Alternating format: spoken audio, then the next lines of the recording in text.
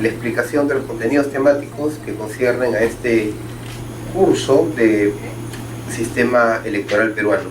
Habíamos explicado en la última clase los efectos tendenciales de los sistemas electorales, más o menos para saber referencialmente a qué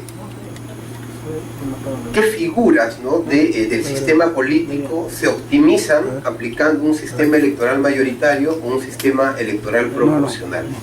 Ya habíamos dicho que en el caso del sistema electoral mayoritario, o sea, aquel cuyos elementos se configuran para crear, fabricar una mayoría de gobierno, para que haya mayor sintonía entre quien ejerce la función ejecutiva y la función legislativa o normativa, pues en este caso el mayoritario tiende hacia reducir el sistema de partidos y es posible configurar un bipartidismo. Les había puesto como ejemplo cómo es que en el ámbito de los gobiernos locales, en aquellos casos donde el gobierno local tiene un alcalde y 5 regidores, pues es evidente que el sistema electoral mayoritario de mayoría relativa, con premio a la mayoría, que es el que se aplica en el ámbito municipal, tiende a la configuración de un bipartidismo. También vimos cómo genera la mayoría de un partido claro, ¿no? De lo que se trata es de fabricar una mayoría para que esa mayoría pueda fluidamente tomar decisiones. En cuanto a la estabilidad del gobierno, es casi un axioma en la ciencia política que un sistema electoral mayoritario, por el solo hecho de crear mayorías en favor de un partido político, claro está, el que ha tenido el respaldo popular mayoritario, pues tiende a la estabilidad del gobierno, porque como hay sintonía entre el colegiado que ejerce la función normativa y legislativa y quien toma las decisiones ejecutivas, entonces pues el nivel de conflictividad baja. Estamos bajo el supuesto de que como pertenecen a un mismo partido, por cuestiones de disciplina partidaria, por cuestiones programáticas, el entendimiento va a ser más rápido. Claro, también hay que decirlo, ¿no? También se debilita la posibilidad de hacer una mayor fiscalización. Un mismo partido pues no va a autofiscalizarse con la misma intensidad que lo haría una oposición fuerte, o sea, con muchos miembros dentro del colegiado político. Alianzas de gobierno. Si en el sistema electoral mayoritario las normas configuran un sistema para que un partido tenga predominio y pueda gobernar, entonces no necesita de formar coaliciones políticas, como lo que hizo Toledo, por ejemplo, ¿no?, con el fin, una coalición de gobierno para poder tener cierta mayoría en el Congreso y darle estabilidad al gobierno. En un sistema electoral mayoritario, ¿no?, como por las mismas reglas de juego, se configura un modelo que de plano, con los resultados electorales, da mayoría, forma una mayoría, no se necesita por formar alianzas de gobierno. Atribución unívoca de la responsabilidad política, pues les había dicho que en un sistema electoral mayoritario es más fácil identificar en un partido la responsabilidad respecto al éxito o el fracaso en la gestión. Ayer estuve en el pleno del Congreso y a golpe de las 8 de la noche, ¿no?, y en una intervención de Mauricio Mulder, ¿no?, Mauricio Mulder decía, ¿no?, que las leyes que se habían dado en el gobierno anterior tenía como corresponsabilidad, ¿no?, a la oposición también, porque el partido aprista no tenía la mayoría en el Parlamento y ninguna ley podía pues pasar, ¿no?, por un consenso con la bancada que era la primera minoría, ¿no?, la primera fuerza política dentro del Parlamento, que era UPP, la bancada de UPP, ¿no?, donde estaban unidos. Y claro, ese argumento de Mauricio Mulder tiene relación con esta característica, ¿no?, el efecto tendencial de atribución unívoca de la responsabilidad política. En un sistema electoral mayoritario eso es fácil de identificar, porque prácticamente el pueblo y las reglas consolidan la confianza y el poder a una sola organización política. Pero en un sistema electoral proporcional como el que nosotros tenemos en el ámbito nacional, pues evidentemente identificar quién es el responsable es muy difícil. ¿Por qué? Porque nadie tiene, digamos, ningún partido tiene predominio en lo que es la concentración de facultades estatales, ¿no? Sino que hay una distribución dependiendo de las cuotas de poder. Y claro, en el ámbito del Parlamento es muy difícil, ¿no?, señalar quiénes son los responsables de las buenas y las malas leyes. Al final pues terminan siendo todos, ¿no?, o aquellos grupos que dan la mayoría para votar o sancionar una ley. Representación justa. El sistema electoral mayoritario no conlleva a una distribución equitativa de los escaños de los colegiados políticos, como el Congreso, las asambleas subnacionales, como lo son el Consejo Municipal o el Consejo Regional, por la sencilla razón que su objeto político es fabricar mayorías, y se le va a asignar mayor cantidad de escaños al que quede en primer lugar en la elección, sacrificando a las minorías políticas que han tenido poca votación. ¿Y cómo se calcula este juego de ganancias y pérdidas en cuanto a escaños asignados para determinar si una representación es justa? Se hace comparando, pues, ¿no? Comparando cuánto le correspondería a un partido en votos si se hubiese aplicado un sistema electoral proporcional puro. Claro, por ejemplo, en el caso de Lima Metropolitana, sabemos que quien gana la elección, gana la alcaldía, y de los 39 escaños o asientos que tiene esta municipalidad en el Consejo, el ganador de la elección con mayoría relativa, o sea, con la mayor cantidad de votos, se lleva como mínimo el 50% más uno de esos 39 asientos en el Consejo. O sea, se lleva 21 regidores. ¿Correcto? Entonces, ¿cómo comparamos si es que esa representación es demasiado injusta o medianamente injusta? Cuando paralelamente hacemos un ejercicio de cómo hubiese sido el reparto si aplicábamos un sistema electoral proporcional puro. O sea, una aplicación brutal de los 39 escaños entre todos los partidos que participaron, aplicando la cifra repartidora. Entonces, si hacemos ese ejercicio, vamos a comparar, ¿no? Ah, caray, a este que ganó, que quedó en primer lugar con el 37% de los votos válidos a nivel de Lima Metropolitana, si hubiésemos aplicado el sistema electoral proporcional, a lo mejor le tocaba el 37% de los 39 escaños. Y eso no es 21, sino a lo mejor es 16 o hasta 15, ¿no? Entonces, ahí con esa comparación, se puede identificar cuán justa o cuán injusta es la representación asignada a cada organización política, ¿no? Es un ejercicio muy interesante, ¿no?, que también se hace, por ejemplo, a nivel de asignación de escaños por circunscripciones electorales. Por eso es de que muchos especialistas dicen Lima está subrepresentada, porque si distribuiríamos los 130 escaños del Parlamento entre los 26 distritos electorales, pero en proporción a la población electoral de cada uno, a Lima no le debería corresponder 36, sino 45 o 46.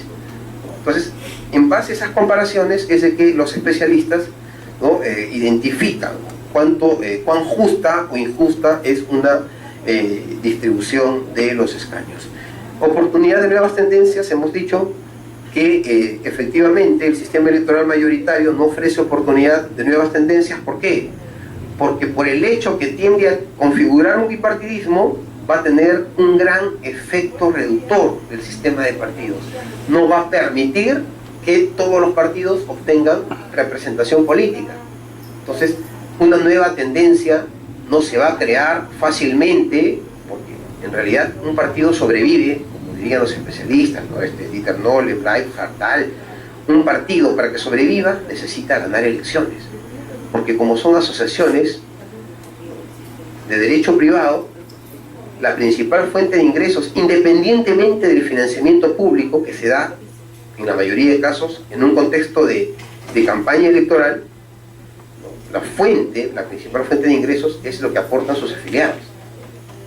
Y los políticos lo que pueden aportar, o sea, en algunos casos el llamado diezmo, ¿no?, o sea, va a depender de qué cargo ocupe, de qué poder tenga. Entonces, cuando el partido coloca mayor cantidad de cuadros o de autoridades en las instituciones públicas, entonces su fuente de financiamiento va a ser mayor. ¿Y cuál es la oportunidad que legalmente tienen para hacer ello? Los procesos electorales. Entonces es muy importante que los partidos ganen elecciones. Con esto no les quiero decir que ganen elecciones únicamente a nivel nacional. Lo más importante para que tengamos partidos consolidados es que ganen a nivel local. Porque eso va a permitir que tengan presencia, o sea, que tengan presencia en los mayores puntos territoriales del país y también arraigo.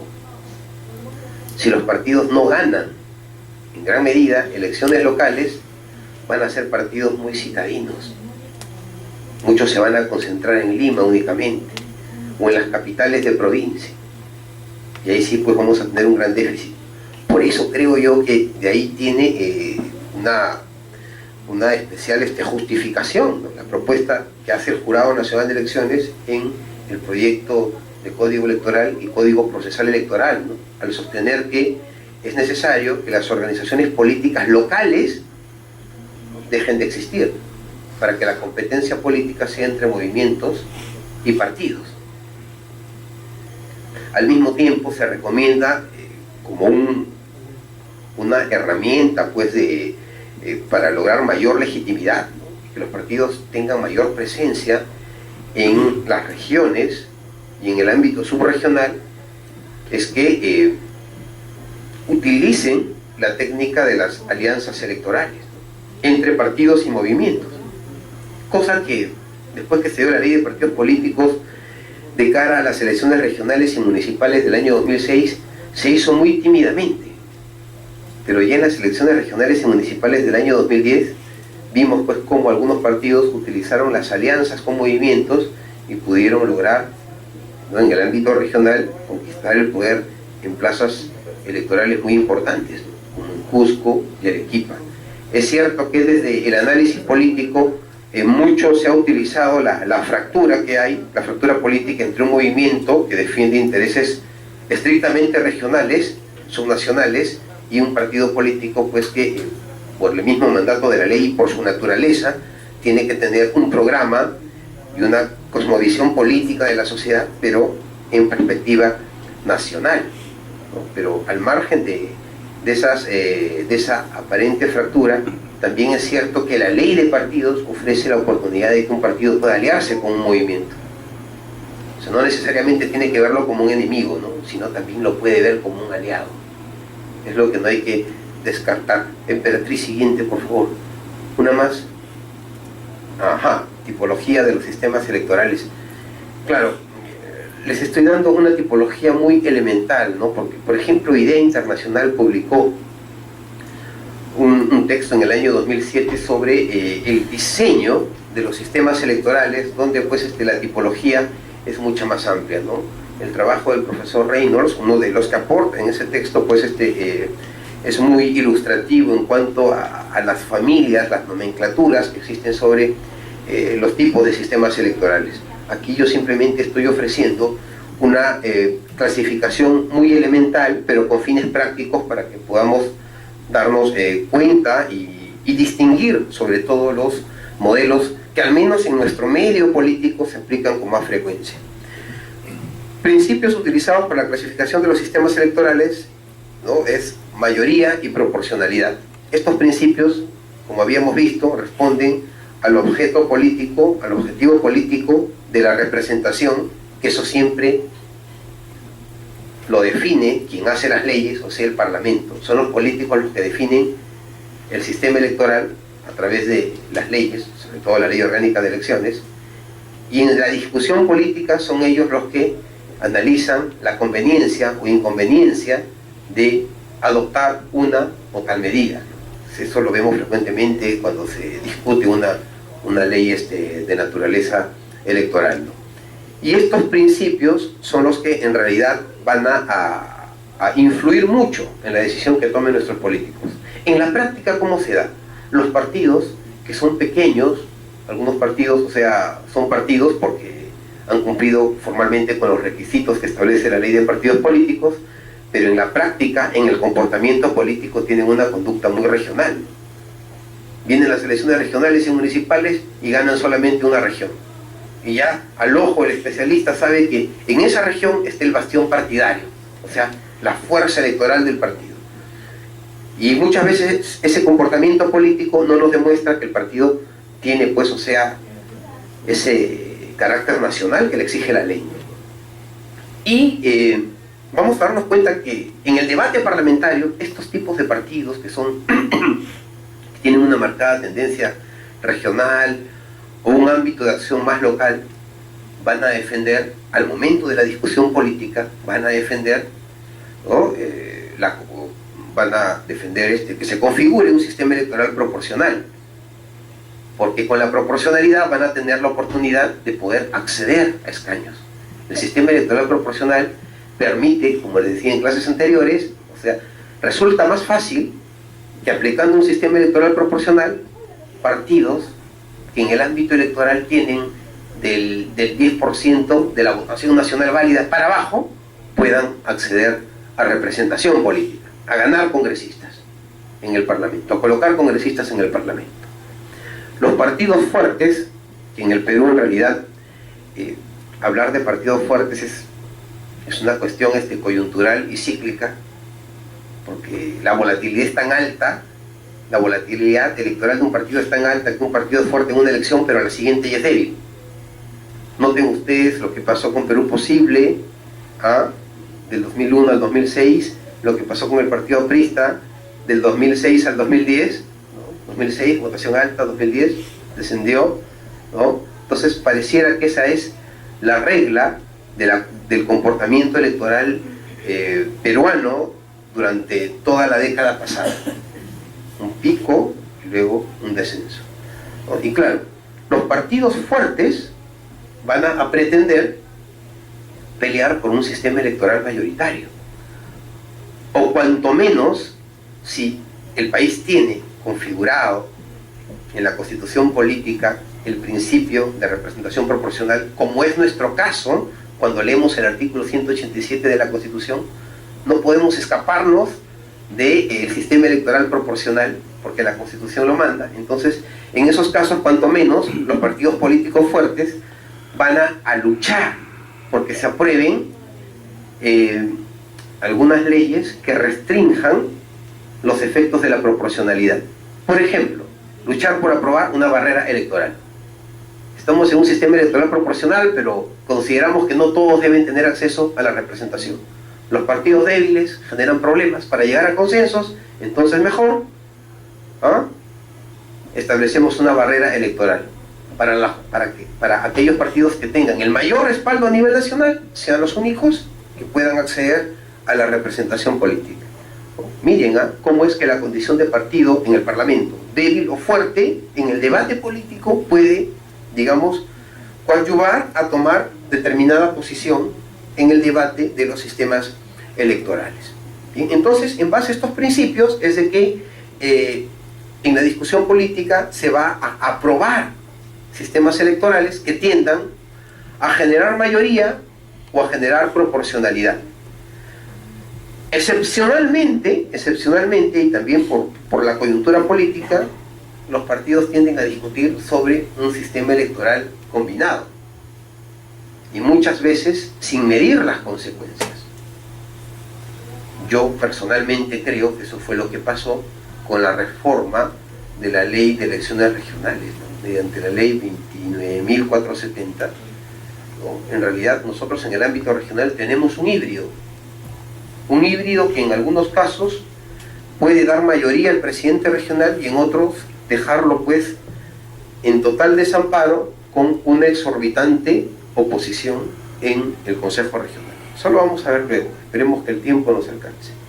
Entonces, desde una perspectiva de los principios de representación, mayoría y proporcionalidad, los sistemas electorales pueden ser mayoritarios, proporcionales y combinados cuando se, interrelacionan en un mismo sistema electoral elementos mayoritarios con proporcionales. Y desde una perspectiva del ámbito gubernativo se distinguen pues los sistemas electorales que se aplican en el ámbito nacional y en el ámbito subnacional. En el análisis Claro, esto tiene mucha importancia, ¿no? Esta distinción entre sistemas electorales nacionales y subnacionales, porque nos ayuda a, digamos, a identificar cómo es que ambos sistemas se relacionan en una línea de tiempo, ¿no? Hay muchos puntos en cuanto a los objetivos políticos de los partidos que ayudan a explicar, por ejemplo, por qué las elecciones municipales y regionales tienden más o menos a ser escalonadas o en periodos muy distintos a las elecciones nacionales, ¿no?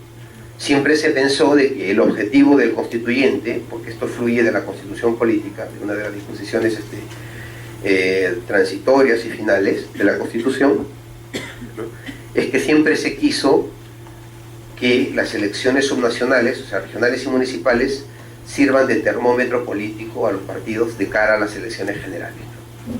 Pero claro, ¿no? Ahí hay un desfase, porque para que ello ocurra con mayor exactitud y permita dar un mayor manejo o predictibilidad del comportamiento político, debió, pues, digamos, establecerse que el periodo de mandato de las autoridades municipales y regionales es de 5 años, ¿no?, para que precisamente sea algo exacto, ¿no? Como el mandato de las autoridades nacionales es de 5 y de las autoridades regionales y municipales es de 4, no se realizan las elecciones en la misma fecha, pero sí se pueden realizar en el mismo año, ¿no? Y a veces no siempre ello ofrece la posibilidad de hacer un cálculo muy predecible. Muchos pensaban que en las elecciones regionales y municipales del año 2006 el partido prista iba a tener una fuerza, pues, muy impresionante. Claro, ganó Alan García, entonces Alan García va a estar en el gobierno, va a hacer uso de los recursos públicos y el APRA, pues, va a copar, ¿no?, la mayor cantidad de municipios y gobiernos regionales. Pero no fue tan cierto. Parece que la gestión a nivel regional no fue tan buena y no pudo repetir, ¿no?, el resultado electoral de las elecciones regionales del año 2002, donde tuvo cerca de más o menos 10 a 12 gobiernos regionales, ¿no? Entonces, de cara a las elecciones del año 2006, esa figura cambió y se vio la preponderancia de los movimientos, ¿no?, sobre los partidos políticos. Sí, siguiente, por favor, emperatriz.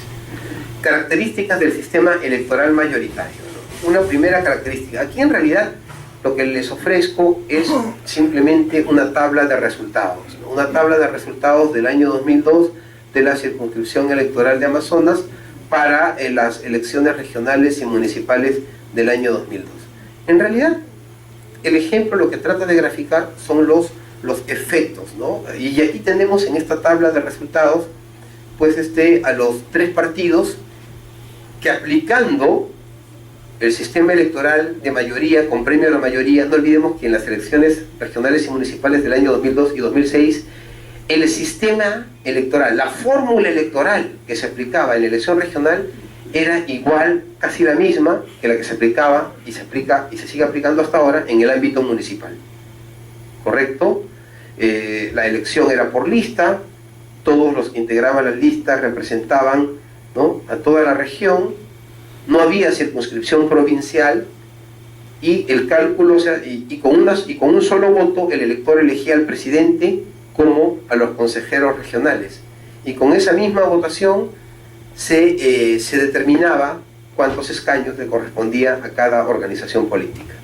Como se aplicaba el premio a la mayoría, pues el que ganaba la elección en el ámbito regional, o sea, sumando todos los votos regionales, a ese partido se le otorgaba como mínimo el 50% más 1 del total de escaños de la circunscripción. Amazonas en ese tiempo tenía 7 escaños. Ahora ya no, porque el Jurado Nacional de Elecciones ha ampliado su cantidad de escaños en atención a que Amazonas tiene, pues, comunidades nativas, ¿correcto? Entonces, y ahora, pues, con el sistema electoral de distrito múltiple que se aplica para la elección del Consejo Regional, entonces se han incrementado los escaños en Amazonas. Pero en el año 2002 solo tenía 7, y con la aplicación del premio de la mayoría Miren, el partido aprista queda en primer lugar con 25.421 votos. En segundo lugar queda Perú Posible con 23.166 votos. Muy cerca, una elección competitiva. Y la Alianza Electoral Unidad Nacional queda en tercer lugar con 20.522 votos. En realidad aquí es casi un empate técnico, ¿no?, entre Perú Posible y el partido aprista. Claro, y el reparto en escaños, miren la desproporcionalidad, ¿no? Con ese sistema electoral el partido aprista obtenía la mitad más uno de 7 escaños, o sea, se llevaba 5 escaños. Perú Posible con los 23.166 votos se lleva un escaño, y Unidad Nacional con los 20.522 votos se llevaba otro escaño. Y miren cuántos participaron en esa contienda electoral. Participaron 7 organizaciones políticas. Pero con esa forma de distribución del premio, o sea, de los escaños, de los cargos, solamente 3 se beneficiaron. Miren en cuánto redujo ese sistema electoral el sistema de partidos de Victoria, o sea, de Amazonas, ¿no? Y entonces, de estos resultados, ¿qué se infiere? Que en principio este sistema electoral mayoritario favorece la hegemonía de 2 partidos principales en el ámbito del Parlamento. Hasta 3 ha dado aquí, pero el efecto reductor es bastante grande, ¿no? Por lo menos de 2 grupos, ¿no? El oficialismo y la oposición, solamente 2 organizaciones políticas. Y favorece el control del gobierno por un único partido, cierto. Bueno, este partido ya tenía la mayoría suficiente para aprobar las ordenanzas regionales, etc. Desde este punto de vista, los defensores de este sistema electoral dirían que se privilegia la gobernabilidad en detrimento ¿de qué?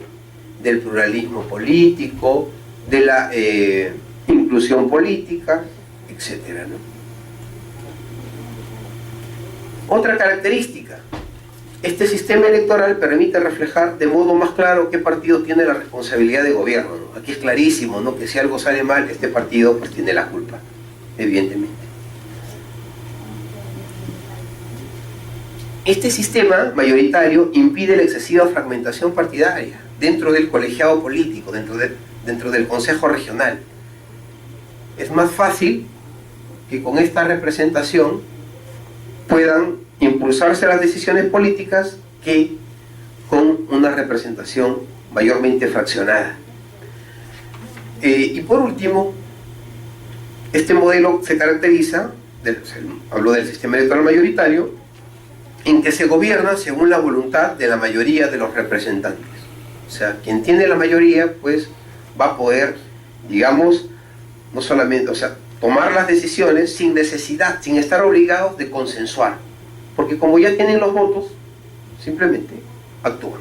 Emperatriz, una más. ¿Cuáles son las características del sistema electoral proporcional, ¿no? Que en verdad aquí coloqué una imagen del Congreso peruano cuando tenía 120 escaños, ¿no? Porque demuestra el reparto y también el pluralismo político. Características del sistema electoral proporcional. En los sistemas electorales proporcionales, la proporción de escaños se asemeja a la proporción de votos. Es lo que se quiere, ¿no? Se quiere que haya un reflejo del electorado en la conformación de los parlamentos, de las asambleas. ¿Qué quiere decir? Que si un partido político en votos obtuvo el 30%, entonces debería tocarle el 30% en escaños. Claro, esto se cumple dependiendo de qué tipo de sistema proporcional aplicas.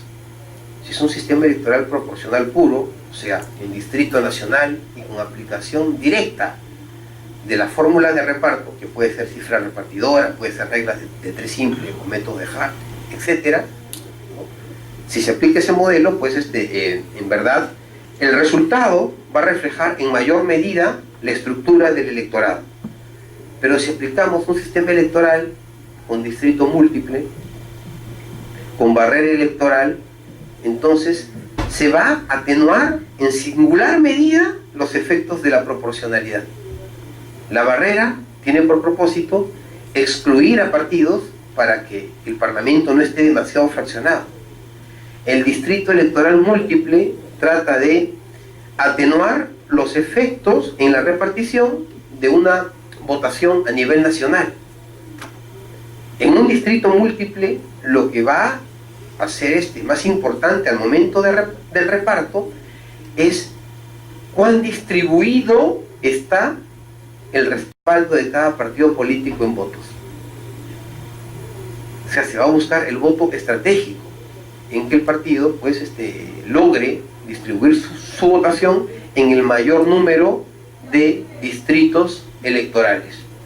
Un partido puede ser fuerte únicamente en Lima. Un partido que tenga en Lima el 45% de los votos válidos y en los demás distritos electorales del país una votación del 15 al 20% puede ganar la elección nacional. Pero si se aplica un distrito múltiple, no va a ser suficiente que sea fuerte en Lima, sino también que sea fuerte en una mayor cantidad de distritos electorales, ¿no? Pero por regla general se entiende que el sistema electoral proporcional tiene pues por principal característica que la distribución de los escaños guarda relación con la proporción de votos. Segunda característica, se produce una justicia distributiva en el sistema de partidos y por lo tanto responde mejor a las razones de equidad y pluralismo. Claro, ¿no? El repartir los escaños en proporción a los votos, en verdad es un criterio de justicia, ¿no? Vamos a darle a cada quien en escaños lo que le corresponde en votos. Tercero, ofrece un mayor grado de competitividad política, respeta los derechos políticos de las minorías, facilita situaciones de poder compartido y gobiernos de consenso. En la dinámica política, el profesor Arendt Leibhardt sostiene que los gobiernos, la configuración del gobierno puede adoptar una forma de democracia de mayoría o una fórmula de democracia de consenso. En realidad, una u otra forma va a depender del respaldo popular en votos. Cuando se habla de una democracia de mayoría, en realidad el sistema electoral tiene por propósito fabricar la mayoría, como hemos dicho. Pero cuando se habla de una democracia de consenso, el sistema electoral no tiene por propósito fabricar mayorías, sino tiene por propósito distribuir equitativamente en función de los votos los escaños. Y claro, como no hay garantía de que un partido pueda ser hegemónico o tener mayoría en el Parlamento, entonces pues se dan las condiciones para que todos deban consensuar. Como nadie tiene los votos para decidir, están obligados a sentarse en una mesa, a ponerse de acuerdo, ¿no? Y poder impulsar las políticas, las leyes que el país necesita. Pero ese ejercicio del consenso tiene un costo, y un costo político. ¿Por qué? Porque consensuar también lleva de por medio a que los partidos hagan recíprocas concesiones. Me apoyas en esto, yo te apoyo en lo otro. Por eso que, ante los medios de comunicación, muchos de estos acuerdos pueden parecer un escándalo, pero si nos damos cuenta del diseño político que hemos adoptado, en realidad es lo que se necesita pues, para que el sistema funcione. Cuarta característica, proporciona mayor margen de maniobra al votante en su elección, al ofrecer al elector un mayor abanico de posibilidades. Claro, hemos hablado de que una democracia tiene que ser plural, tiene que, pues, digamos, no incentivar, pero cuanto menos, no impedir el libre ingreso de fuerzas políticas, ¿no?, a la competencia electoral. Y en una democracia, pues, ello puede responder a las fracturas, a las diversas fracturas que tiene la sociedad.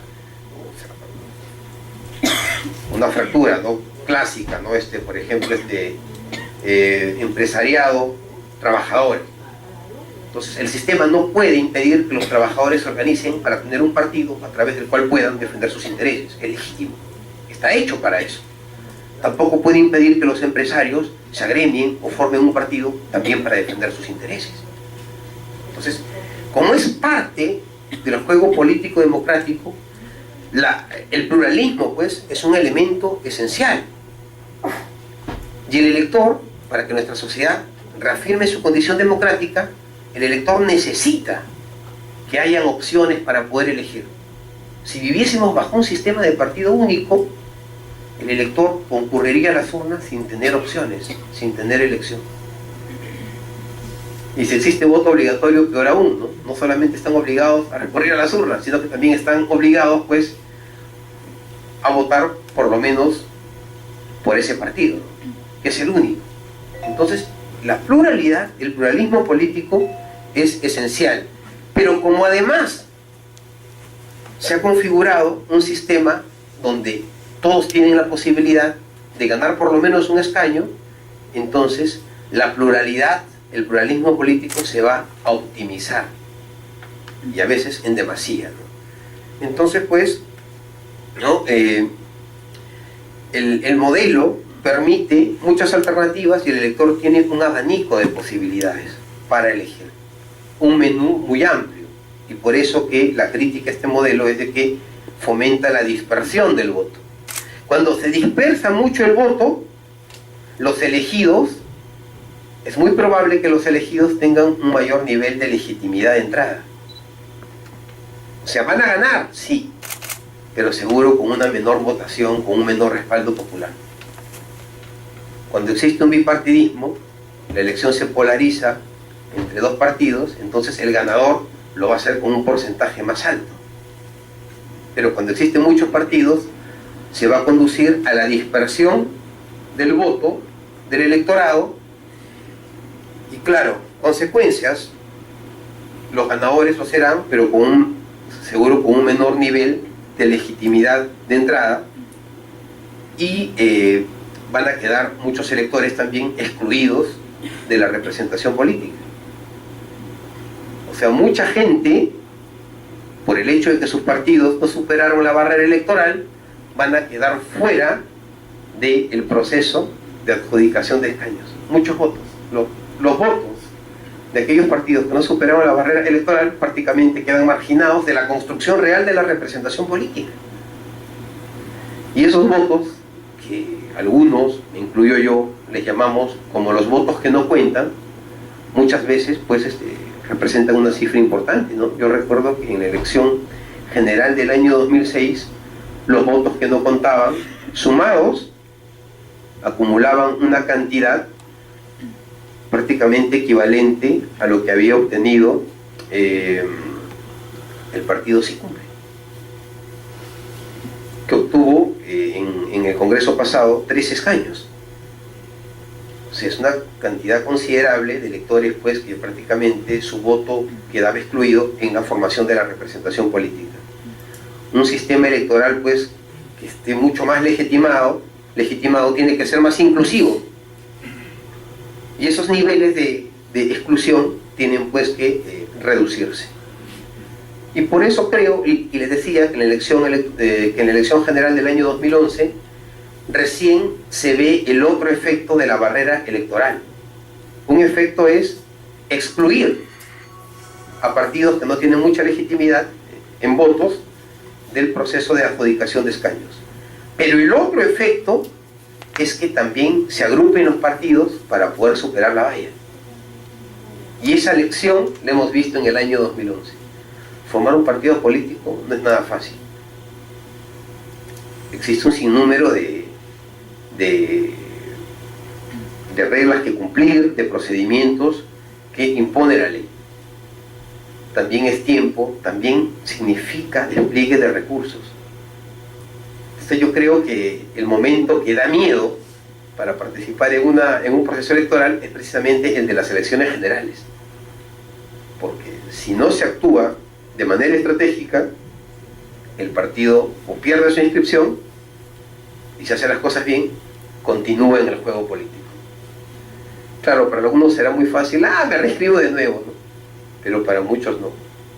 Hay algunos que después de la experiencia, de la aventura política que han tenido, pues ya no han vuelto al escenario, ¿no? ¿Ustedes se acuerdan del doctor Noriega Salaverry, que en el primer debate electoral del año 2011 sacó el chicote? por ejemplo, él no ha retornado, ¿no? Y no he visto que haya seguido un procedimiento como para poder reinscribir su partido. Pero hay algo muy curioso, ¿no? Porque a través de su plataforma partidaria, como la cancelación de la inscripción no es automática, sino que, dadas las reglas de juego, le permitían presentar candidatos en la elección municipal. No, la elección municipal fue en el año 2010. Lo que hemos identificado es de que a través de su plataforma, de la plataforma de su partido, muchos ex integrantes de Movadef pues han logrado, o sea, insertarse a la política. Y claro, en realidad eso no es malo, ¿no? Porque en los casos donde sí ha habido un propósito de enmienda y una reflexión suficiente, ¿no? El sistema, pues, o sea, gana, ¿no? A personajes que pueden, o sea, que en verdad, pues, han logrado, o sea, digamos, reencauzar sus convicciones políticas hacia la democracia. Y tenemos, pues, ejemplos de todos los tipos, hasta en el Parlamento peruano, sí. Una consulta, bueno, anteriormente se permitía que los candidatos presidenciales encabecen las listas a al Congreso, después se prohibieron. En los 80, claro. ¿Usted no cree que deberíamos volver a esa situación? Porque por lo menos tendríamos figuras políticas. Estoy muy de acuerdo con lo que usted está diciendo, ¿no? Claro, lo que se discutió cuando miren, esa es una regla que viene desde el estatuto, claro, viene de una de las modificaciones del Estatuto Electoral de 1962, el Decreto Ley 14250.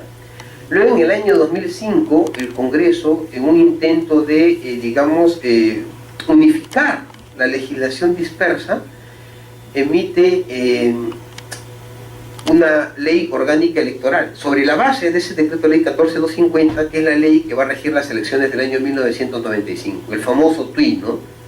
La ley 26.337, el famoso TUI, Texto Único Integrado de la Legislación Electoral. Y hasta ahí, pues, evidentemente, se permitía esa figura. Claro, en realidad, el candidato presidencial tenía la opción de ir al Senado. Y claro, con ello, pues, enriquecía la política, ¿no? Fortalecía el Parlamento, porque las cabezas de los partidos, pues, entraban a la discusión, o sea, formal, ¿no? en este foro de deliberación política. Pero hoy en día, ¿cuál es la desventaja? Que no ingresan al Parlamento, pero son los que canalizan la opinión pública. Que tampoco es malo. Pero podría ayudar mucho a poner orden en sus bancadas el hecho que podamos nosotros recuperar este mecanismo. Como les digo, el tema es discutible. ¿Cuál es la desventaja? De que pueden confundir al electorado, ¿no? ¿Este señor para qué postula? Los improvisadores. ¿Ah? Yo discrepo más bien de efectivamente, como usted dice, para la discusión, porque eso también lo que traducía, lo que implicaba era que muchos improvisados en la política, pues, con el tema de formar mi pequeño partidito, y en realidad, bueno, juego la lotería. Más o menos el fenómeno de Fujimori, que bueno, sí, pues, salió, le ligó, pero si no jugaban la lotería, ¿no? Total, finalmente, si no gano la presidencia, entro como senador. Entonces aparecen muchos mini partidos que lo que hacen es traer improvisados. Coincido con lo de mini partidos, es cierto, porque eso contribuye a fragmentar más al electorado, a dispersar el voto. Pero hay casos de figuras también muy interesantes, ¿no? Yo me acordaba mucho, por ejemplo, de Roger Cáceres Velázquez.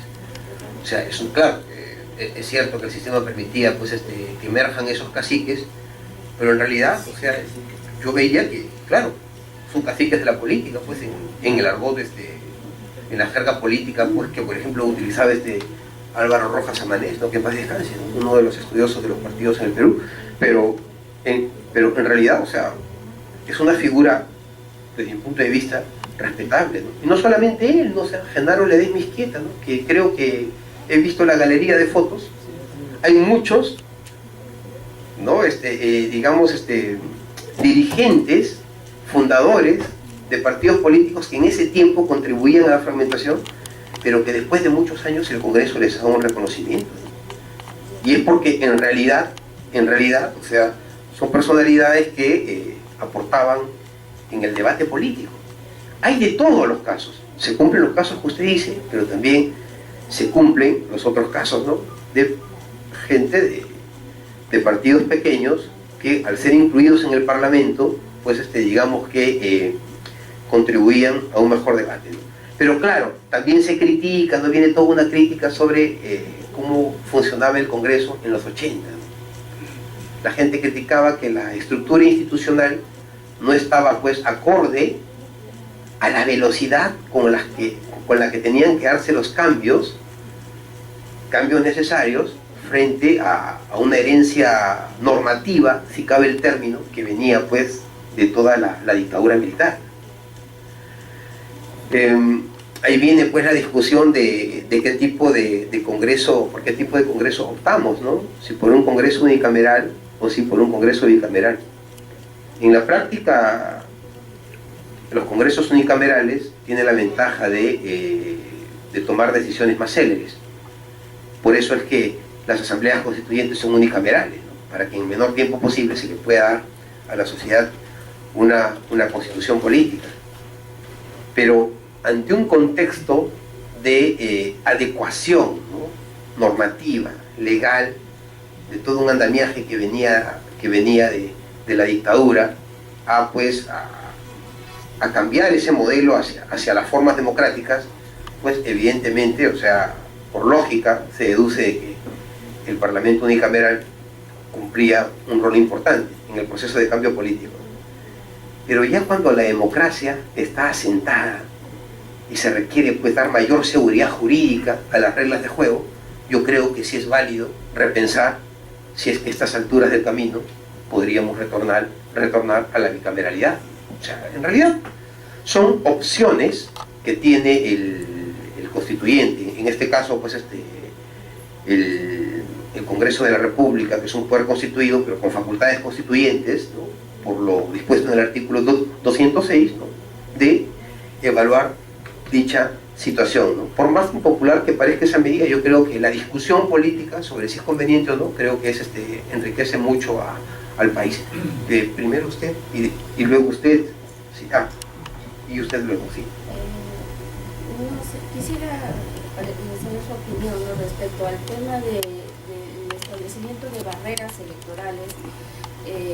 De hecho, tiene como consecuencia que se reduce la fragmentación, digamos, pero por sí misma la fragmentación es mala, entendiendo que esto es consecuencia ¿de qué? De los mismos partidos, ¿no? Entonces, o sea, ¿cómo trasladarle la responsabilidad de las organizaciones políticas a los votantes? Claro, la democracia se caracteriza por garantizar el libre acceso de los ciudadanos en ejercicio de sus derechos de asociación política a los procesos electorales, a través de la conformación de partidos, movimientos y alianzas. Ese es un principio democrático que en verdad, o sea, no podemos dejar de tomar en cuenta. Pero ¿dónde viene el problema? En el diseño del sistema electoral. Si tenemos un sistema electoral que es permeable a una distribución muy proporcional de los escaños, entonces va a haber un incentivo político para que estos nuevos partidos que emergen puedan crearse y ganar elecciones. Un incentivo político, por ejemplo, para que ello ocurra, era precisamente esa medida que estábamos conversando, ¿no?, que se permita al candidato presidencial ir pues como cabeza de la lista al Senado, ¿no? Cuando se mantienen ese tipo de incentivos, entonces pueden proliferar en gran medida las organizaciones políticas. Entonces hay que buscar un punto medio, y eso pasa por la discusión de qué parlamento queremos. ¿Queremos un parlamento con 15 organizaciones políticas representadas? ¿O queremos un parlamento donde se equilibre la representación de minorías, pero al mismo tiempo esa representación de minorías no obstruya el obtener consensos importantes para impulsar leyes o medidas que se tengan que tomar. Claro, pero por sí misma eso sería como un llamado de atención a las fuerzas políticas, ¿no? O sea, tú no me has sabido convencer con tu discurso, con las acciones que tú has realizado, entonces yo busco una nueva opción que está surgiendo, ¿no? Y quién sabe si esa nueva opción puede irse fortaleciendo con el tiempo, pero desde el inicio ya le ponemos la barrera, ya muere la... Y entendí mejor tu percepción, ¿no? Y eso tiene que ver también con el juicio de los electores a los partidos. Los teóricos señalan que el voto es un instrumento de premio o castigo a las organizaciones políticas. El elector al momento de votar hace una evaluación también. Este gobernó mal, no voto por él, voto por el otro y lo castigo. Es lo que O'Donnell llama el accountability electoral. El proceso electoral se convierte pues en un espacio de control de los ciudadanos para evaluar la performance que tuvo cada organización política en el gobierno. Para mí, ello pues es importante, pero no es suficiente. Claro, pasa también por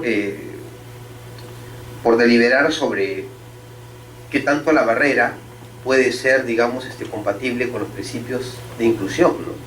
La inclusión política es un principio democrático, ¿no? Entonces lo que siempre se sostiene es de que la barrera no tiene que ser muy alta, pero tampoco puede ser muy baja. Y ahí viene mi crítica, por ejemplo, al funcionamiento de la barrera electoral en el ámbito de los representantes ante el Parlamento andino. Es una barrera que no termina por excluir a nadie, o sea, mejor que no exista. Y si es que existe, pues, que existe un porcentaje mínimo donde por lo menos reduzca el sistema de partidos o que por lo menos excluya a un partido. O sea, hay que buscar un punto medio. En realidad, mire, si nuestros políticos fuesen virtuosos, como el rey filósofo de Platón, no habría ningún problema en el diseño institucional. En Grecia, la democracia se sustentaba en la libertad y en igualdad, porque partían por el presupuesto de que todos eran iguales. Y daba lo mismo que nos gobierne Pericles o Solón, porque como son iguales en la misma educación, en todo, entonces todos están capacitados para cumplir con los deberes que exige el funcionamiento de la comunidad política. No habría ahí ningún inconveniente. Pero como ese es un mundo ideal del rey filósofo, nuestros políticos no necesariamente son virtuosos, entonces tienen que establecerse, digamos, medidas de control. O sea, entra ya la validez del famoso check and balance, o sea, el juego de pesos y contrapesos para, digamos, limitar, ¿no?, los vicios que deben ser privados, pero los vicios de nuestros políticos que emergen y perjudican lo público. O sea, en realidad el Parlamento en el establecimiento de estas reglas de juego tiene un rol muy gravitante. Y de ahí es que es importante pues de que la selección, o sea, la importancia de dar al pueblo las herramientas para que elija mejor. Y también sobre todo la responsabilidad de los partidos políticos en presentar pues en las elecciones un menú, una oferta de candidatos, una oferta política pues que en realidad sea capaz de contribuir a conducir los destinos del país. Hay muchas aristas, o sea, hay muchas cosas que se interrelacionan. El problema de la crisis de la representación, porque creo que ya con las intervenciones hemos entrado a ese tema, implícitamente, pero hemos entrado, es multicausal. Hay deficiencias en cuanto al tema institucional, o sea, reglas de juego. Hay deficiencias en cuanto a organización de los propios partidos. Hay deficiencias en cuanto a la excesiva permisibilidad para entrar al juego político. Por ejemplo, existe una declaración de ilegalidad por conducta antidemocrática establecida en la Ley Orgánica de Elecciones. ¿A cuántos partidos se ha sancionado por antidemocráticos? Ese artículo 14 de la Ley de Partidos Políticos grafica todas las situaciones de conducta antidemocrática Hay una conducta antidemocrática que es muy grave en los partidos, que se da en el marco de las elecciones internas, pero no es sancionada con nada. ¿Conculca derechos? Por supuesto que sí, ¿no? Porque si tenemos el derecho de elegir y ser elegidos, el primer peldaño para el ejercicio de ese derecho es la elección interna. La justicia electoral ha dado avances muy importantes en ese tema, pero no son suficientes. En verdad la herramienta, digamos, más trascendente es precisamente el cambio al interior de los partidos, ¿no? Y bueno, para eso ya todo está concatenado, y para eso ya vienen otras medidas, ¿no? Formación cívica ciudadana, educación. ¿Cómo generas ciudadanos, pues, que tengan la vocación de pensar en cumplir con la ley y no pensar en cómo saco a la vuelta a la ley? Siguiente, por favor, Emperatriz. ¿Alguien más que va a intervenir? Perdón, disculpe usted y luego usted. Sí. Bien, respecto, yo creo que no tenemos por qué tener temor a la participación de representantes, porque considero que cuanto más se apertura la representatividad, vamos a tener menos conflictos sociales. Hay un problema acá. Hay un problema que existen muchos líderes que lamentablemente por no tener un buen patrocinio económico nunca llegan a ocupar una candidatura, nunca llegan a un cargo público, y eso genera una serie de conflictos sociales, porque si no expresan posiciones en los lugares públicos no van a empezar a las calles. Entonces eso tenemos que evitar. Tenemos que democratizar los partidos políticos. Mientras los partidos políticos no se democratizan, como usted muy bien lo dice, que no se cumple la ley electoral al respecto, no vamos a permitir que esos líderes que hoy están reclamando presencia accedan a un cargo público. Y es lamentable que no tengamos figuras que podrían representar de una mejor manera y no están en los cargos. Ese es un tema. El otro es el tema, por ejemplo, de la valla electoral. Considero que no permite que realmente la voluntad popular se exprese y lleguen los candidatos que logran una mayor aceptación.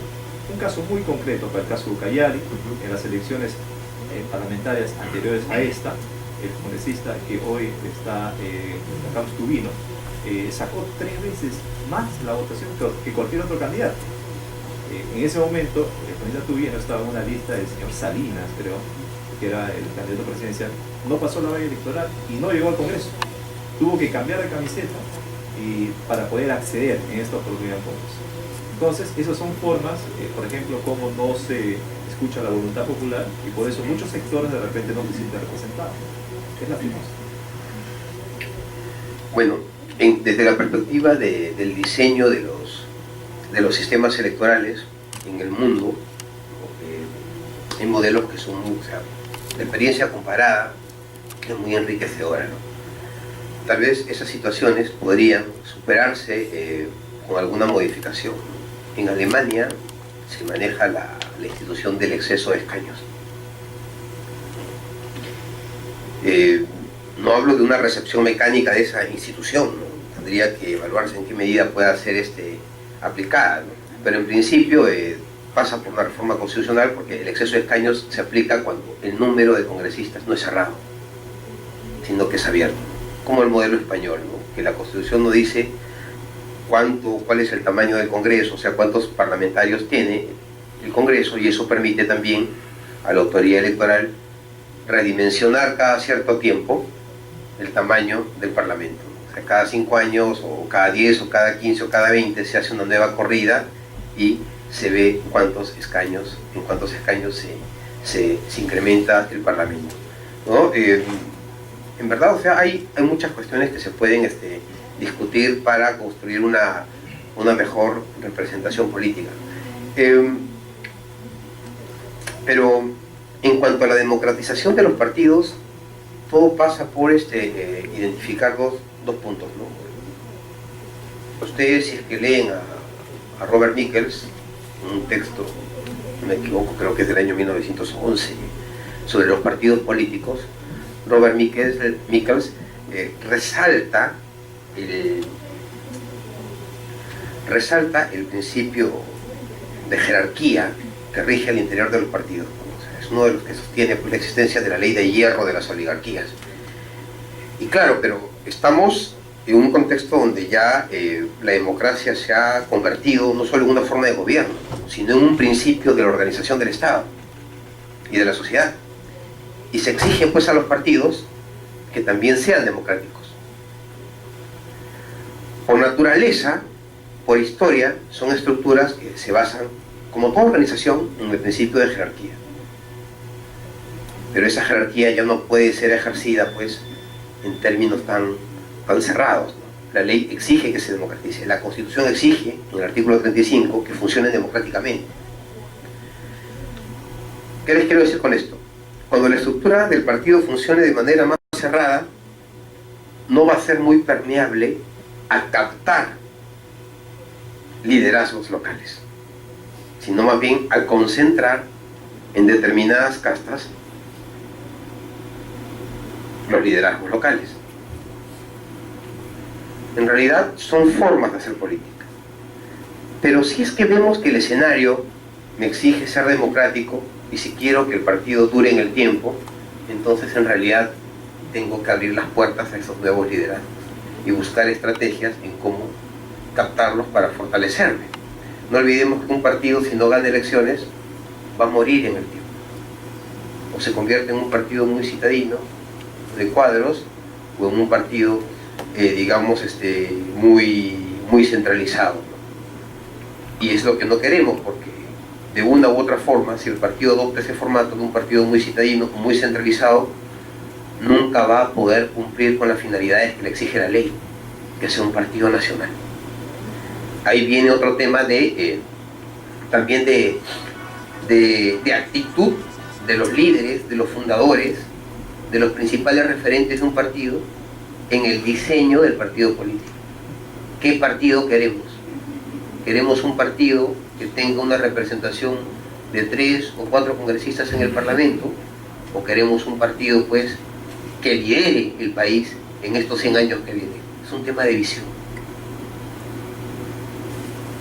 Beatriz, ¿ya no hay más? No hay más. Bien, entonces pasamos a... Usted, discúlpeme, me olvido, usted, sí, falta su intervención. Dos cosas pequeñas, me parecen importantes. En el tema de la propuesta para que los cabezas de partido o candidatos presidenciales resulten posteriormente siendo parte del legislativo, ya sea Senado, en el caso de la bicameralidad, o en el caso de congresistas.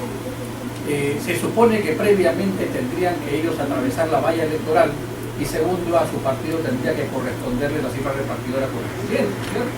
O sea, en esa medida podrían incorporarse al Congreso, no por el solo hecho de haber sido candidato presidencial, de que su partido pierde, tendría que incorporarse al Congreso. Me imagino que previamente a eso tendría que darse la cobertura de la valla electoral y segundo, la cifra repartidora que le otorga por lo menos un escaño. Es en el tema de los candidatos presidenciales. Y segundo, en el tema de la bicameralidad, parece que existiera un consenso a efectos de que este sistema cambie, de que cambiemos el que fue instaurado por Fujimori y que ahora pasemos a un sistema bicameral. Hay un consenso en la medida de que algunos creen que hay que darle realmente sostenibilidad al sistema y por otro lado hay que darle más fortaleza al tema legislativo y al tema de país, ¿no?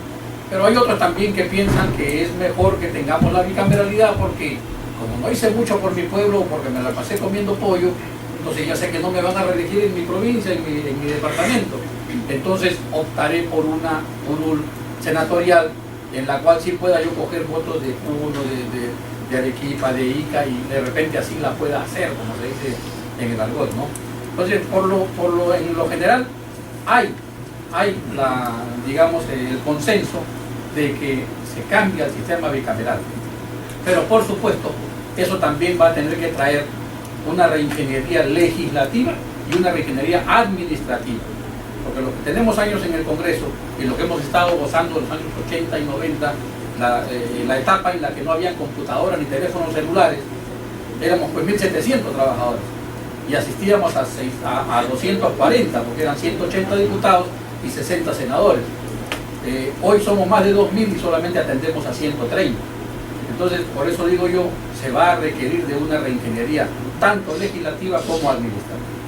Sí, coincido plenamente con su comentario, ¿no? Claro, claro que sí, ¿no? O sea, toda reforma constitucional trae como consecuencia que la normativa infraconstitucional, ¿no?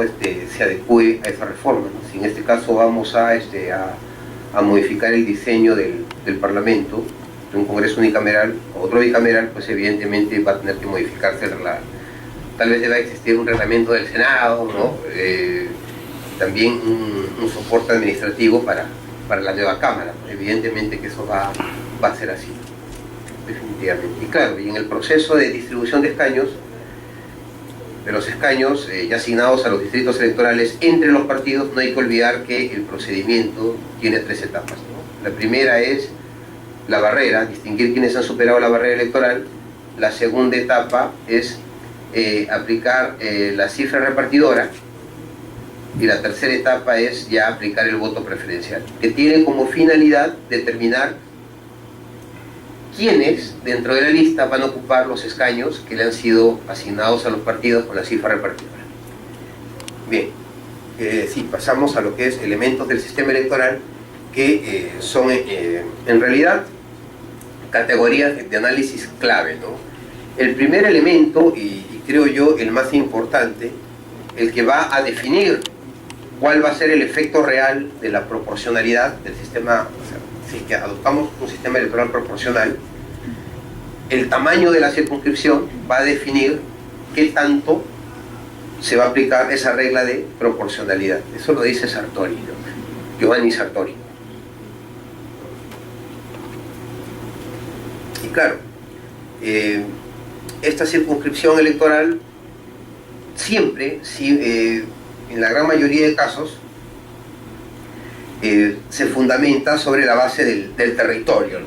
Muchos utilizan la demarcación territorial para constituir las circunscripciones, otros, como en el caso de México, desarrollan toda una técnica que se llama distritalización y crean macro circunscripciones.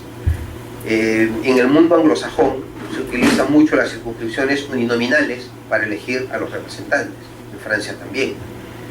Y ahí la distritalización pues tiene también un desarrollo importante porque, como le decía, para que se pueda cumplir con el principio de igualdad de voto, que no solamente implica la igualdad, o sea, un ciudadano un voto, también se requiere en esos casos de aplicar circunscripciones uninominales, o sea, aquellas que van a elegir a un solo representante, pues la construcción de esa circunscripción garantice, ¿no?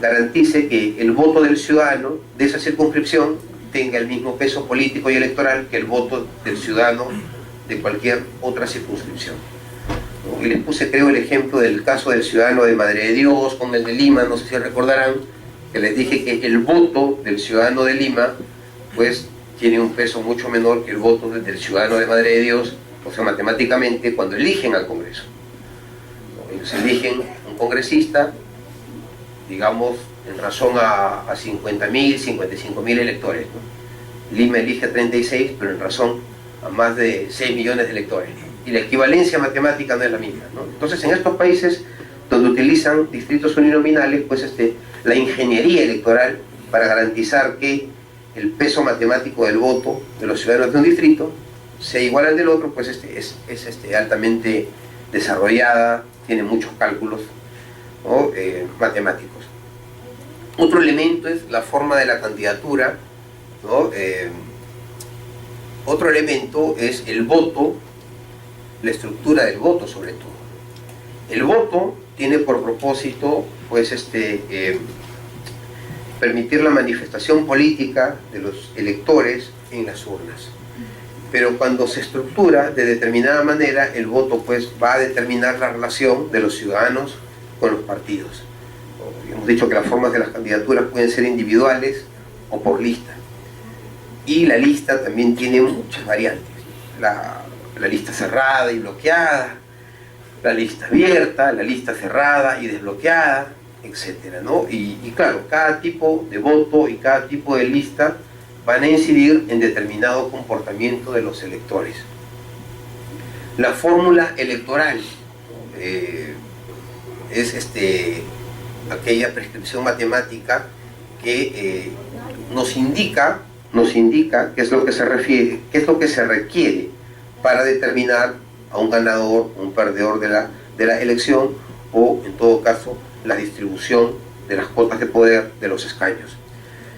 La barrera electoral es otro de los elementos de suma importancia, ¿no?, en la configuración del sistema electoral, ¿no? Hay una barrera, pero también existe un concepto que es el umbral electoral.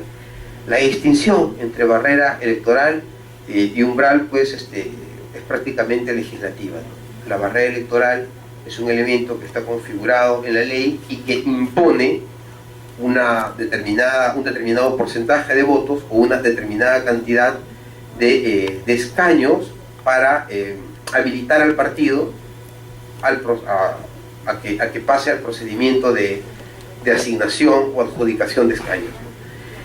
En cambio, el umbral está dado por el histórico, el mínimo histórico de votos que requiere una organización política para lograr los escaños. No es una imposición de la ley.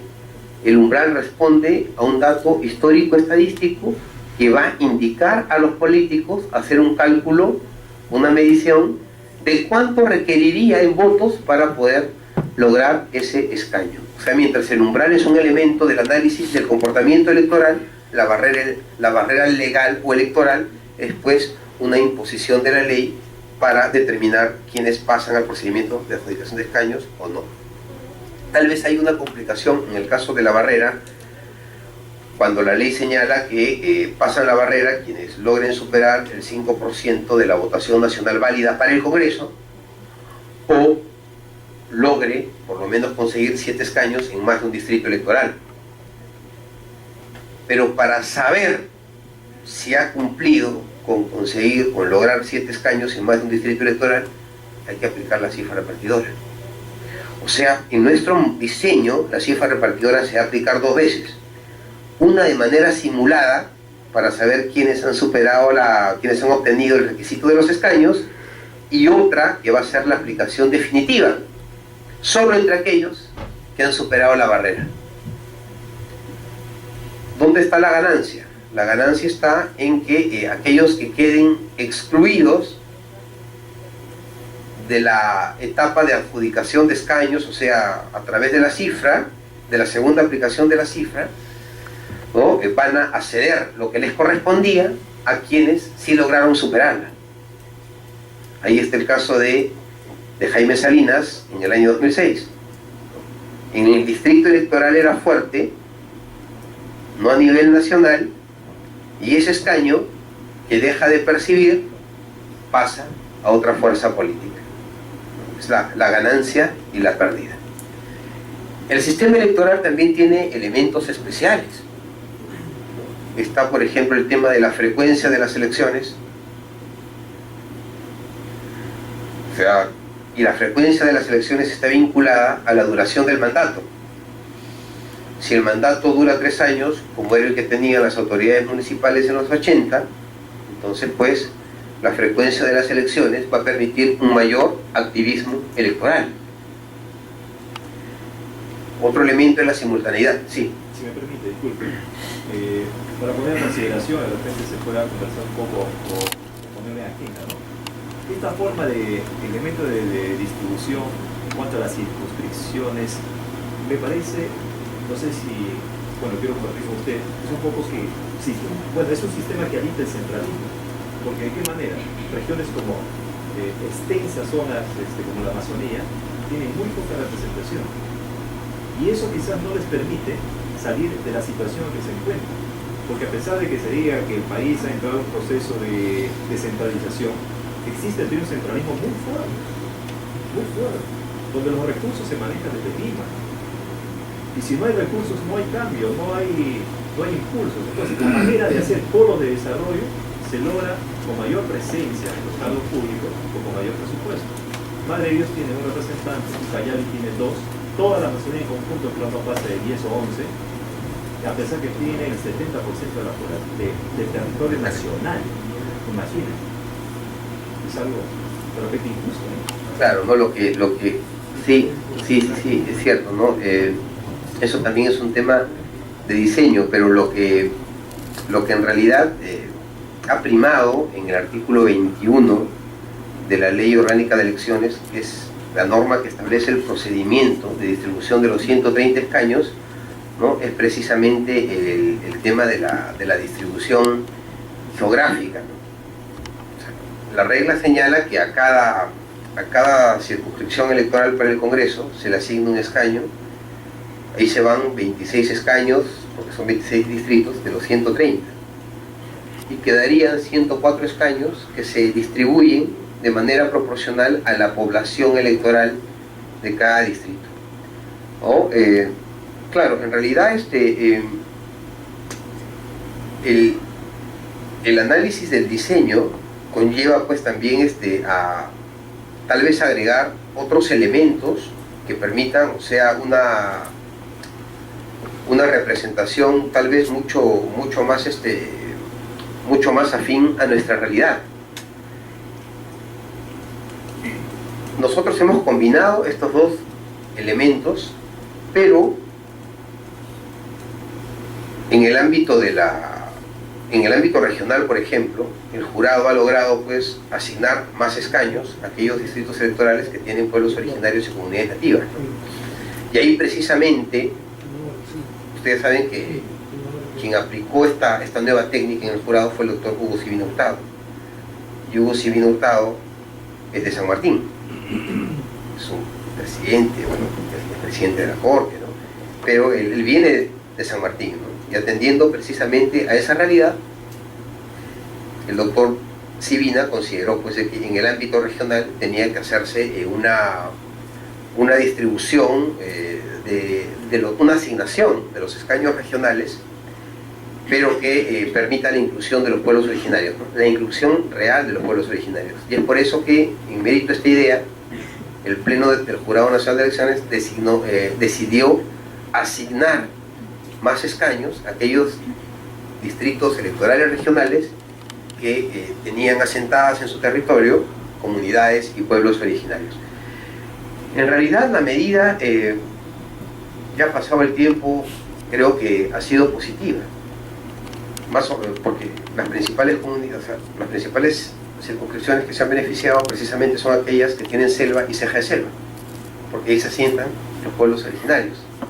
Ayacucho, por ejemplo, se le asignaron como 2 escaños más, o hasta 4, creo, no recuerdo bien. Ucayali, Amazonas, San Martín, Loreto, han sido las principales beneficiadas.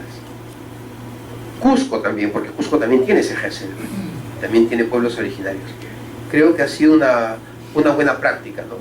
Y bueno, y está pendiente en la agenda política latinoamericana, ¿no? Una institución que algunos países la han incorporado, que permite la reserva de escaños para la inclusión de diversos grupos componentes del electorado. Colombia, por ejemplo, en su constitución reserva 5 escaños para la representación de afrodescendientes, pueblos originarios, colombianos en el exterior, etc. Claro, crea un distrito sin base territorial especial para garantizar la representación política de estos grupos. Ecuador sigue un ejemplo similar, países de Centroamérica también. En el Perú todavía la discusión no se ha dado, pero creo que en realidad va a ser un tema pendiente, ¿no? Porque hay una demanda social que apunta a que ese tema en algún momento va a tener que verse. Sí, que es muy distinto a la cuota electoral, que luego la voy a explicar. Sí. Muy breve, yo le refería a esto porque un congresista para toda una región grande como es Madre de Dios, realmente no va a llegar a cubrir toda la región, entonces el territorio. En cambio, un congresista de Lima se desplaza acá a unas cuadras y ya está representando al Parlamento. Entonces, en esas zonas no está llegando el Estado, no llega el Congreso, casualmente porque es muy poco, o sea, la representación que se le asigna es muy poco para un territorio tan grande. Ese es el tema realmente. Claro, o sea, los elementos de la discusión, las razones para que esto, o sea, se explique o se apruebe, pues pasa por un sinnúmero de aristas, ¿no? La cuestión administrativa, la cuestión de la representación política, la cuestión de la efectividad de la representación, ¿no? Hay muchas razones que, digamos, serían suficientes por lo menos para meter el tema en agenda y reflexionar, ¿no?, sobre el diseño de la representación política, ¿no? Y claro, el desarrollo de todos estos puntos, no he hecho el hipervínculo, pero aquí tengo la lámina, que ya por lo menos podemos dejar grabada y avanzada. ¿Qué podemos definir cómo podemos definir a una circunscripción electoral? Y ahí viene la gran dificultad teórica que tenemos que superar, porque en el concepto de la circunscripción electoral, si bien es cierto que esta puede asentarse en un territorio, pero que también existen circunscripciones electorales sin base territorial. Entonces, el principal elemento en una circunscripción no es el territorial, sino es el elemento humano. Una circunscripción, ¿no?, es el conjunto de electores que en la actualidad pertenecen a una unidad territorial, a partir del cual se procede, según la distribución de votos emitidos en las elecciones, a distribuir los escaños asignados. Claro, este es un concepto importado. Tengo que, digamos, delimitar el alcance, ¿no?, porque el concepto está dado por Xavier Torrens, que es un tratadista español, que ha escrito sobre este tema. Y en España, como el voto es voluntario, uno de los mecanismos para incentivar la concurrencia de los electores a las urnas es de que la asignación de escaños se haga en función a la participación política efectiva, que quiere decir que en base al resultado electoral de quienes fueron a votar en cada distrito electoral se va a hacer la asignación de escaños. O sea, distrito electoral que tenga una gran cantidad de ausentes puede perder algún escaño. Claro, es un modelo que bajo el paradigma del voto obligatorio sirve pues para que los partidos con más fuerza convenzan a sus electores y vayan a las urnas, movilice la participación política electoral. Pero claro, también Torrens piensa, ¿no?, formula su concepto cuando señala que son un conjunto de electores que pertenecen, ¿no?, a un territorio, ¿no?, en la actualidad, ¿no? O sea, hace referencia a una unidad territorial, porque en España la ley así lo establece, y España no tiene, a diferencia de Italia, de Francia, de Holanda, de Portugal, no tiene circunscripciones sin base territorial para representar a sus nacionales en el exterior. Por eso es que en el concepto español, circunscripción, claro, y se cumple, circunscripción tiene una vinculación al territorio. Pero en aquellos modelos como el italiano, el francés, como les decía, que dentro de su representación política configuran distritos electorales especiales de carácter ético, o para incorporar a los ciudadanos que radican en distintas partes del mundo. Entonces, para estos contextos, la circunscripción no se vincula necesariamente a la base territorial. ¿Correcto? El tamaño de la circunscripción.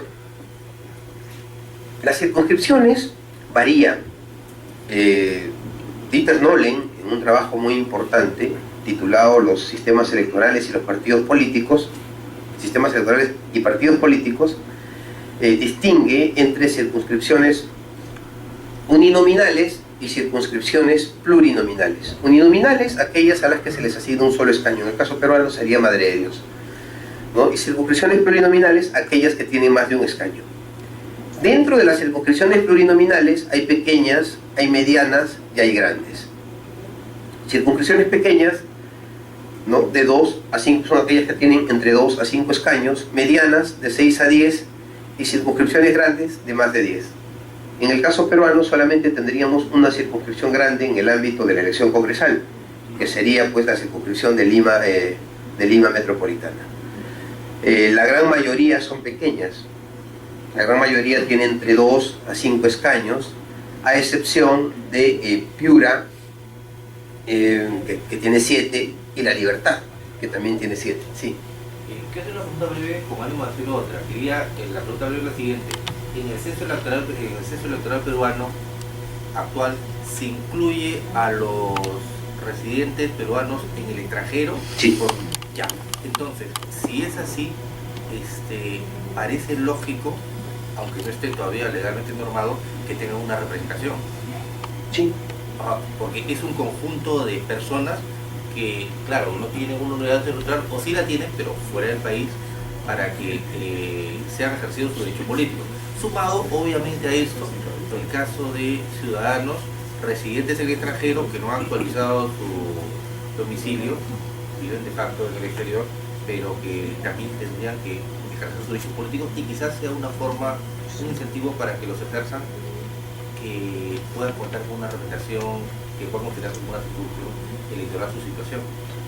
Sí, coincido con usted, ¿no? El Jurado Nacional de Elecciones, durante la gestión del doctor Manuel Sánchez Palacios, presentó un proyecto de ley al Parlamento para que se cree el Distrito Electoral Especial sin base territorial de peruanos en el exterior, y el jurado proponía que se le asigne 2 escaños.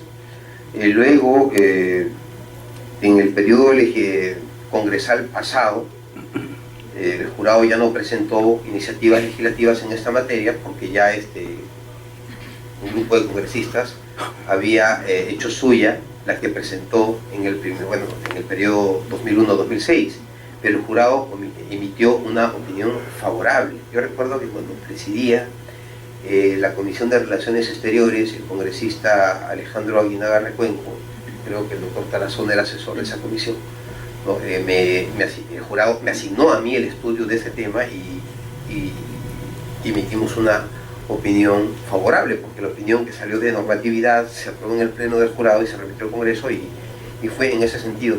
Sí, en verdad, estoy de acuerdo con ello, ¿no? Precisamente la circunscripción de peruanos en el exterior es una circunscripción especial, ¿no? Y claro, nosotros proponíamos 2 alternativas, ¿no? Porque en ese tiempo todavía no existía el Distrito Electoral de Lima Provincias. Habían 2 opciones: o crear la circunscripción especial, o en todo caso de subdistritalizar la circunscripción electoral de Lima. Creamos dos subdistritos dentro de Lima. Uno era pues Lima Provincias, y cabía también la posibilidad de utilizar esa metodología para subdistritalizar por ejemplo San Juan del Lurigancho, ¿no? Y peruanos en el exterior. El Congreso con el tiempo optó por crear circunscripciones electorales para Lima Provincia propias, independientes, y parece que ese es el camino que también va a adoptar para lograr la representación de los peruanos en el exterior. Pero claro, ahí hay una cuestión de formalidad, ¿no? Porque no existe forma de poder desvincular a los peruanos que residen en el exterior, pero que todavía consignan el domicilio en el Perú, para poderlos desvincular de la circunscripción donde están registrados del Registro Nacional de Identificación y Estado Civil. Por eso es de que ellos siguen todavía omisos al sufragio, porque por su condición de ilegales no pueden venir al Perú, sino ya no vuelven a entrar, y se les impone una multa. No obstante ello, atendiendo esta realidad, el Parlamento, al amparo, hay un artículo en la Ley Orgánica de Elecciones que señala pues de que la exoneración de las multas tienen que hacerse mediante ley, ¿no?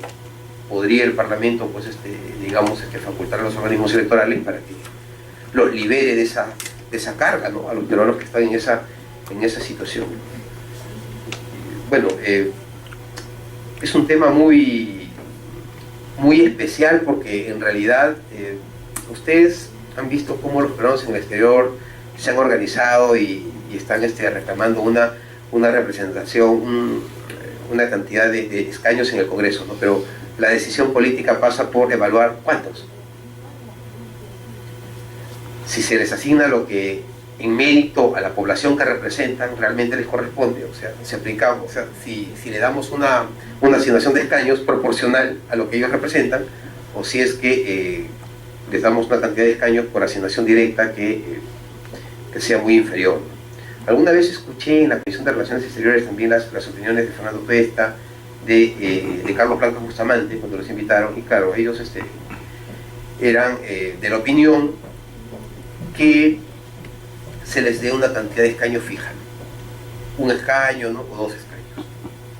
En la propuesta de Código Electoral y Código Procesal Electoral, el jurado pues propone que se les asigne un solo escaño, pero parece que eso tampoco va con los objetivos de las asociaciones de peruanos en el exterior, ¿no? Que en realidad están proponiendo tener una mayor cantidad de escaños, pero eso en realidad pasa por el Congreso, ¿no? Las razones jurídicas y políticas están dadas a favor de ellos, en principio porque la Constitución señala que para el ejercicio del voto se les tiene que dar las facilidades, la ley tiene que establecer los mecanismos para que los peruanos en el exterior puedan votar, pero el voto conlleva a un principio constitucional. El que tiene derecho a elegir también tiene derecho a ser elegido, ¿no? Entonces, una prescripción constitucional jala a otra prescripción constitucional, y cuando se interpreta a través del principio de unidad de la Constitución, pues evidentemente no se puede dejar de lado la otra cara de la moneda. Bueno, alguna vez se me ocurrió una alternativa al problema, ¿no? Porque no necesariamente esto pasa por crear distritos electorales. Los partidos políticos tienen una enorme facultad normativa en todo lo que la ley de partidos no les impone. Como son personas jurídicas de derecho privado, les asiste el principio de lo que no les está prohibido, les está permitido. Entonces nadie impediría que los partidos políticos, al menos en el caso de la elección de sus representantes para Lima Metropolitana al Congreso, de motu propio, puedan pues crear un distrito electoral que facilite la incorporación de candidatos que domicilian en el exterior. O sea, ese es otro camino que tampoco nadie ha discutido y creo que es legalmente viable. Claro, esto va a depender de la conveniencia política de los partidos, ¿no? Pero hay que evaluarlo, porque también hay muy buenos inversionistas peruanos en el exterior que les va muy bien y pueden financiar las campañas. Es una cuestión ya de evaluación política de cada partido, pero la herramienta jurídica para crear esa figura en el ámbito de las elecciones internas la tienen. Pero no se ha discutido en el Parlamento porque se han ido por otra metodología, ¿no? De crear un distrito electoral especial, cuando también lo pueden hacer por un mecanismo que no requiere ninguna normativa. O sea, la aplicación de una ley del Congreso, ¿no? La creación de una nueva ley del Congreso. Sí, usted. Incluso, hablando del tema, incluso las propuestas han ido más allá entre los proyectos de ley presentados a este respecto, que señala, por ejemplo, no solamente la creación de un distrito electoral, sino de varios distritos electorales, en virtud de que hay una gran aglutinación de peruanos, por ejemplo en Estados Unidos, que es el principal, donde 200.000 están en New Jersey, cerca de 200.000 están en Nueva York, otro tanto en Los Ángeles, Miami. El segundo bloque electoral, digamos, Sudamérica, donde está Chile y Argentina, sí. Y ya le siguen ya España y Italia. En el África no llegan ni a 200. Sí, claro, estadísticas. Sí. Y hay un número de más de 5.000 que están en Japón, cosas así, pero los gruesos electorales tuvieron oportunidad una vez de reunirse a través de los consejos de consulta. Hicieron un encuentro nacional aquí en el Perú de las comunidades peruanas en el exterior, y ellos solicitaban pues, una posibilidad de 4 escaños por lo menos, pero también exigían que eso sea distribuido de alguna manera. O sea, un escaño para Estados Unidos, un escaño para Sudamérica, un escaño para Europa, otro escaño para Asia. ¿No? Esas eran propuestas que se presentaron, pero nunca llegaron a ponerse de acuerdo, ni a plantear ya en blanco y negro una propuesta que sea viable o que el Congreso la pueda canalizar. Hasta ahí llegó la información. Esa práctica que le decía de los partidos, de que puedan a través de sus listas canalizar representantes peruanos en el exterior. Una vez conversé con el congresista Hurtado Zamudio, Jesús Hurtado Zamudio, claro, y él estaba en Alemania, ¿no? Venía de Alemania, y claro, se integró a la lista. O sea, no es algo descabellado, ¿no? O sea, es algo que ya se ha dado y podría, o sea, como les digo, instrumentalizarse de modo propio al interior de los partidos. Y también ocurrió en el año 2006 cuando se aprobó la ley del concejal joven. El partido político que la promovió ya la había aplicado en sus estatutos y claro, estaba adaptado ya para cumplir con la ley, trasladándole el coste político a los que no habían desarrollado esa regla en su reglamento electoral o en sus estatutos y claro, ¿no? Les movía el escenario. Me acuerdo mucho del debate de los dos Javieres, el doctor Javier Bedoya y Javier Velázquez, sobre ese tema, pero al final igual se aprobó la ley del concejal joven. Un partido sí estaba preparado porque ya había diseñado su elección interna con este elemento y les impuso una carga pues a los que ni siquiera habían pensado que la ley les iba a obligar. Por ese tiempo todavía el Jurado Nacional de Elecciones no había recurrido a la técnica de la inaplicación de las leyes. Por la Constitución, la ley se aplica desde el día siguiente de su publicación en el Diario Oficial del Peruano, salvo una fecha distinta que la misma ley imponga. Pero si ello no ocurre, la ley se aplica desde el día siguiente y vincula a todos. Pero también hay un principio implícito que es la conservación del proceso electoral. Y cualquier norma que dé el Parlamento puede afectar, puede retrasar o puede inclusive debilitar la construcción de la representación política, alterar las reglas de juego. Entonces el jurado, cuando el Congreso en el año 2010 dio una ley que modificaba sustantivamente el procedimiento para la elección de los magistrados del Consejo Nacional de la Magistratura, fue la primera vez que decidió inaplicar la norma al amparo de este principio de conservación del proceso electoral. Claro, es una técnica que utilizan los tribunales para precisamente no permitir que el proceso sea alterado. El jurado no actuó así en el año 2006, pero son los avances que se dan con la jurisprudencia, ¿no? y que se permiten gracias a que existe una continuidad democrática. Estamos con el tiempo, y Emperatriz está con un sable, ¿no?